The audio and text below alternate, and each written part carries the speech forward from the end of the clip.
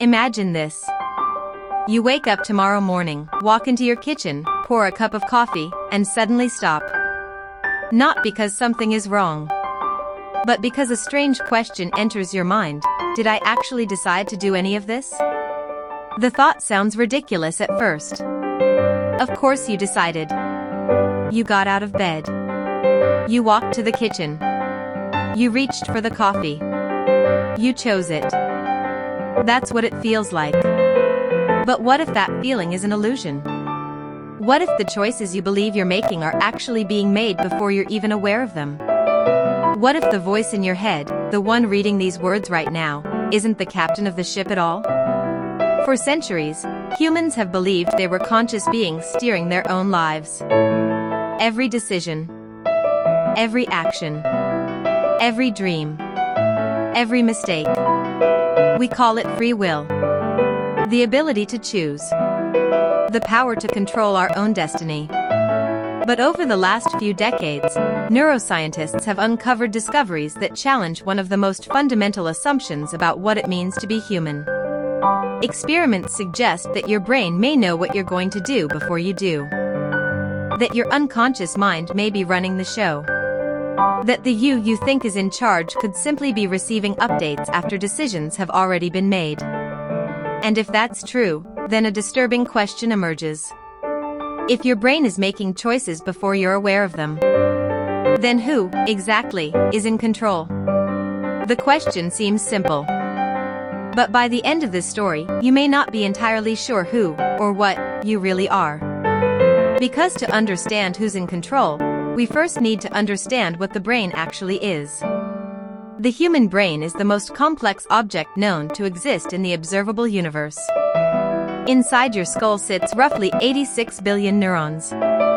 Each neuron communicates with thousands of others. Together, they form hundreds of trillions of connections. A network so vast and intricate that even today, despite centuries of study, scientists are still struggling to understand how it works. And yet somehow, from this tangled mass of electrical signals emerges consciousness. Awareness. Thought. Emotion. Identity. You. But here's the strange part. Most of what your brain does happens completely outside your awareness. At this very moment, your brain is regulating your heartbeat, controlling your breathing, monitoring your blood chemistry, filtering sensory information, maintaining balance, predicting movements, processing language, and managing countless other tasks, all without asking for your permission. In fact, scientists estimate that the overwhelming majority of neural activity occurs beneath conscious awareness. Your conscious mind, the part you experience as you, receives only a tiny fraction of the information being processed every second. It's almost like standing on the bridge of a massive ship while thousands of crew members work below deck. You see the horizon. You give commands. You feel important. But the machinery keeping the vessel moving remains largely invisible. This raises an uncomfortable possibility. Maybe consciousness isn't running the brain. Maybe consciousness is simply observing what the brain is already doing. For much of human history, this idea would have sounded absurd. Yet in the 1980s, a scientist named Benjamin Libet conducted an experiment that would become one of the most controversial in neuroscience. The setup was deceptively simple. Participants sat in front of a clock. They were instructed to flex their wrist whenever they felt like it. No planning. No specific timing. Just move whenever the urge appeared. Meanwhile, electrodes measured activity inside their brains. Participants also reported the exact moment they became consciously aware of their decision to move. The expectation seemed obvious. First, a person decides. Then the brain sends commands. Then the movement occurs. Decision first. Action second. But that isn't what Libet found. Instead, a burst of neural activity appeared hundreds of milliseconds before participants reported making a conscious decision. The brain seemed to begin preparing the action before the person became aware of deciding. The implication was shocking. By the time you think you've chosen to act, your brain may already be moving in that direction. The conscious decision appears after the process has already started. To many observers, this seemed like a direct attack on free will itself. If the brain decides first and consciousness learns about it later, then what role does consciousness actually play? The debate exploded. Philosophers, psychologists, and neuroscientists argued for decades. Some believed free will had been scientifically disproven. Others argued the experiments were too simplistic. After all, choosing when to flex a wrist isn't the same as choosing a career, starting a family, or risking your life for another person. Yet the questions refused to disappear. Then the experiments became even more unsettling. In 2008, researchers used brain scanners to predict decisions before participants became consciously aware of them. By analyzing patterns of neural activity, scientists could sometimes determine which choice a person would make several seconds before the individual reported deciding. Think about that. A machine examining your brain could predict your decision before you consciously know what you're going to choose. Not after. Before. The future, it seemed, was leaking into the present. Or perhaps consciousness was arriving late to the party. At this point, it's tempting to imagine consciousness as nothing more than a passive observer. A spectator watching events unfold. But reality may be more complicated. To understand why, we need to examine one of the biggest misconceptions about the brain. Most people imagine the brain as a command center. Information comes in. The brain analyzes it. A decision is made. An action follows. Simple. Linear. Logical. But modern neuroscience paints a very different picture. The brain isn't a command center. It's a prediction machine. Every moment of your life, your brain is generating predictions about reality. What you're about to see. Instead of passively receiving information from the world, your brain actively constructs an internal model of reality and constantly updates it. In a sense, what you experience as reality is partly a controlled hallucination. Not a hallucination disconnected from the world, but a simulation generated by the brain and continuously corrected by incoming sensory data. This predictive system is astonishingly effective. It allows you to catch a ball, recognize faces, understand language, navigate complex environments, and make decisions rapidly. Yet it also means that much of what feels like conscious thought may actually be the result of unconscious processes reaching awareness after the fact. Consider driving. When you first learn to drive, every action requires conscious effort. You think about the pedals, the mirrors, the steering wheel, the traffic. Everything demands attention. But years later, you can drive for miles while barely remembering the journey. Your brain handles countless decisions automatically. Consciousness takes a back seat. This phenomenon extends far beyond driving. Many of your daily choices emerge from unconscious processes. Your preferences, your habits, your emotional reactions, even your opinions. Often, your conscious mind creates explanations after the decision has already been influenced by factors you never noticed. Psychologists have repeatedly demonstrated this. In one experiment, people were asked to choose between nearly identical products. After making a selection, they confidently explained why they preferred it. But researchers secretly switched the chosen item. Remarkably, many participants failed to notice. Even more surprisingly, they invented detailed reasons for choosing something they hadn't actually selected. The brain appeared to be constructing explanations after the fact.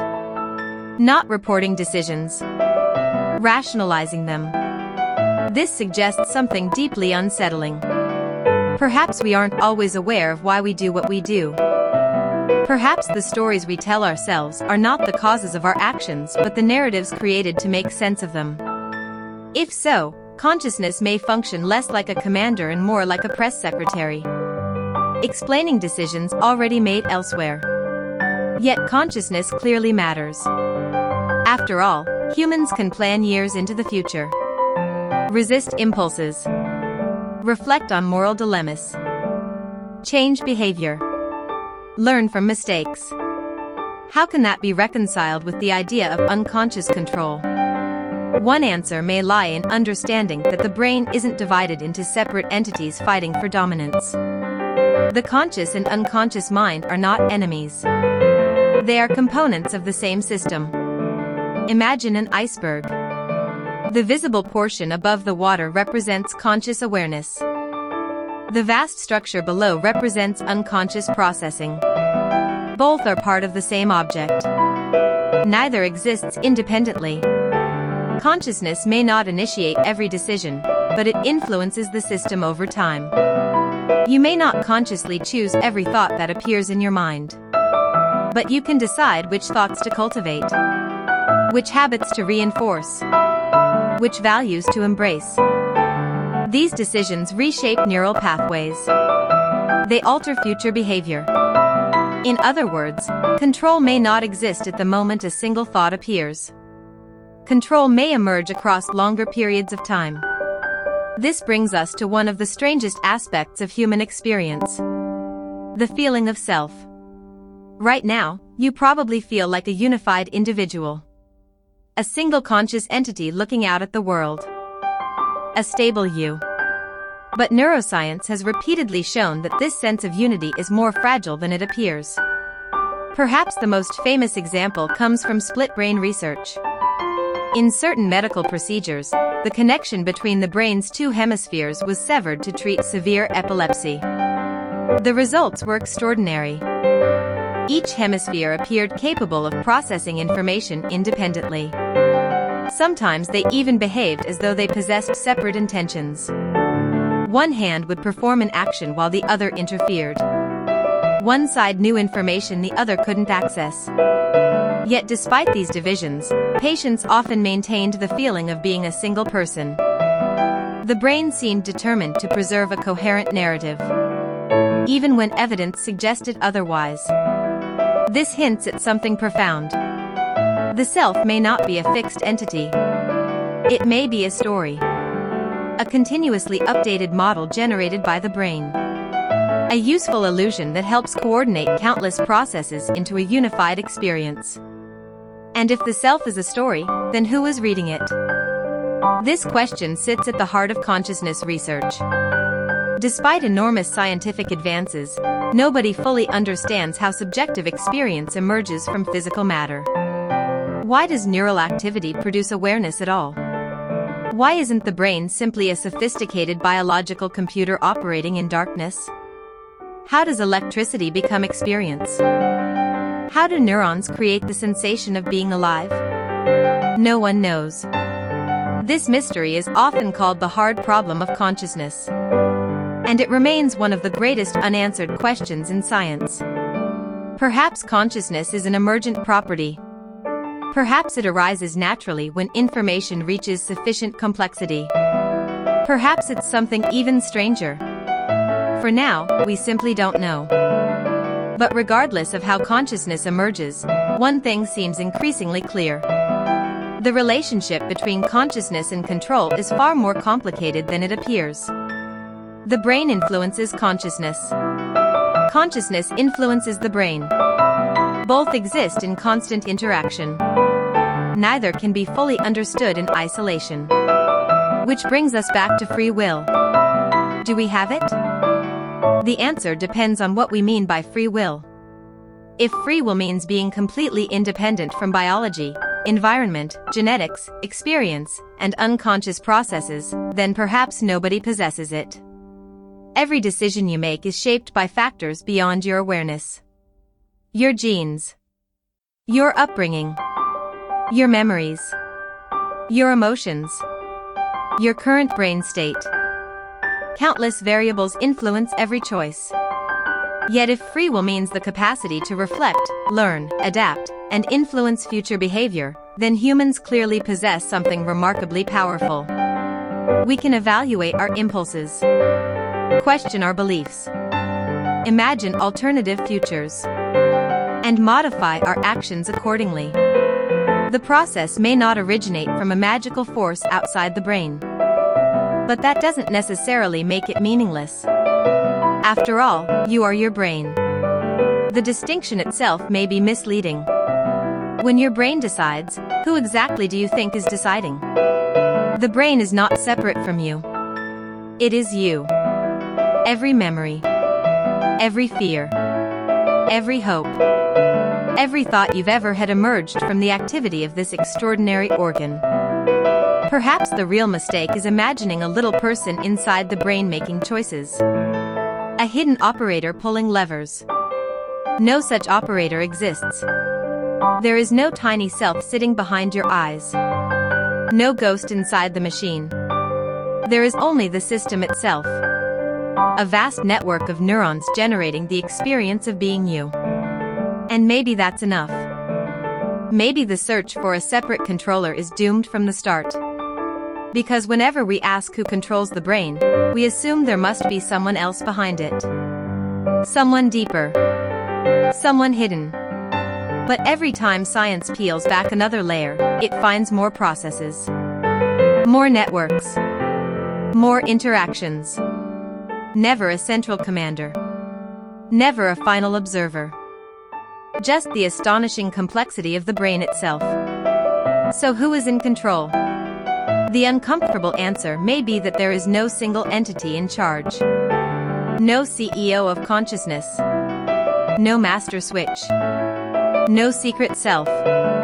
Instead, what we call you emerges from billions of neurons working together. Competing. Cooperating. Predicting. Learning. Adapting. Moment by moment. The feeling of control is real. The experience of making choices is real. The consequences of those choices are real. But the mechanism behind them is far stranger than our intuition suggests. And perhaps that's the most remarkable discovery of all. Inside your skull exists a universe of unimaginable complexity. A system capable of questioning its own existence. A machine that can wonder who is operating the machine. A collection of cells that somehow became aware enough to ask, who's in control? And as you consider that question right now, your brain is already generating possibilities, weighing ideas, and forming conclusions before you're fully aware of them. Which means that somewhere inside the darkness of your mind, billions of neurons are working together to create the next thought you'll have. The strange part is this. You don't know what that thought will be. Yet your brain does. And it's already on its way.